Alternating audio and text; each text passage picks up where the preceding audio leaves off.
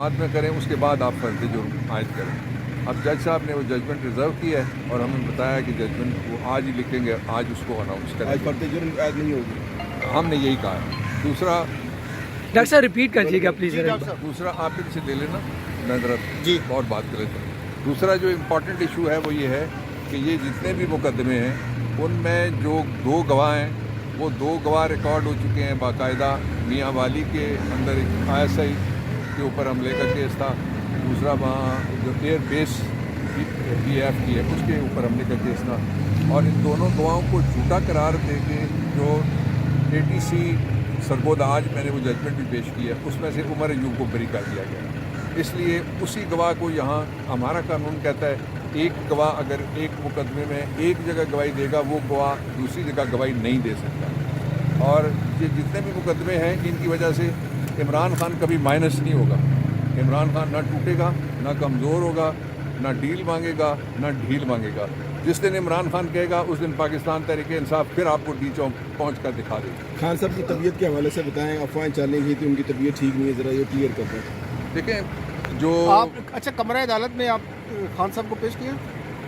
एक केस में पेश किया और दो केसेस, एक अभी रहता है, उसमें जो नए केसेस थे उनमें पेश किया, ATC वाली जगह पे उन्होंने नहीं पेश किया उस केस में। डॉक्टर साहब ये बताइएगा कि जो आपने दरख्वास्त दी आज ATC में जो आपने कहा दायरे इख्तियार में नहीं है, उसके थोड़ा सा वो प्रोविजन है कि जहाँ दहशत गर्दी की दफात ना बनती हूँ आप इसी कोर्ट से कह सकते हैं कि केस ये नीचे आप भेज दें मैजिस्ट्रेट के पास, नंबर 1। और दूसरा ये कि उमर अयूब की हद तक दरख्वास्त दी है बरी करने की, क्योंकि वो एक दफ़ा इन दोनों झूठे गवाहों की वजह से प्रोसिक्यूट हुए और प्रोसिक्यूट होकर वो बरी हो गए। सेहत के बारे में बता दें ज़रा, खान साहब की मुलाकात अगर हुई है तो क्या कहते हैं? देखिए उस पर अब डॉक्टर्स ही जो कहते हैं उनको कहने दें, मैं उसको हौसलामंद देखता हूँ जब भी मिला हूँ, और मैं उनको अज़्म से भरपूर देखता हूँ। खान साहब ने कोई मैसेज दिया है कारकुनों के लिए?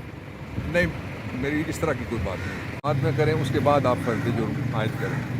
अब जज साहब ने वो जजमेंट रिजर्व किया है और हमें बताया कि जजमेंट वो आज ही लिखेंगे, आज उसको अनाउंस आज करेंगे। फर्द जुर्म आयद नहीं होगी, हमने यही कहा है। दूसरा डॉक्टर साहब रिपीट कीजिएगा प्लीज़। दूसरा आप इनसे ले लेना, मैं ज़रा जी और बात कर लेता हूँ। दूसरा जो इम्पोर्टेंट इशू है वो ये है कि ये जितने भी मुकदमे हैं उनमें जो दो गवाह हैं वो दो गवाह रिकॉर्ड हो चुके हैं बाकायदा। मियाँ वाली के अंदर एक ISI के ऊपर हमले का केस था, दूसरा वहाँ जो एयर बेस PF की है उसके ऊपर हमले का केस था, और इन दोनों गवाहों को झूठा करार दे के जो ATC सरगोदा आज मैंने वो जजमेंट भी पेश किया, उसमें से उमर अयूब को बरी कर दिया गया।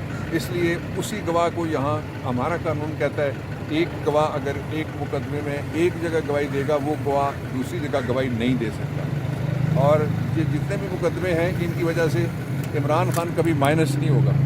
इमरान खान ना टूटेगा, ना कमज़ोर होगा, ना डील मांगेगा, ना ढील मांगेगा।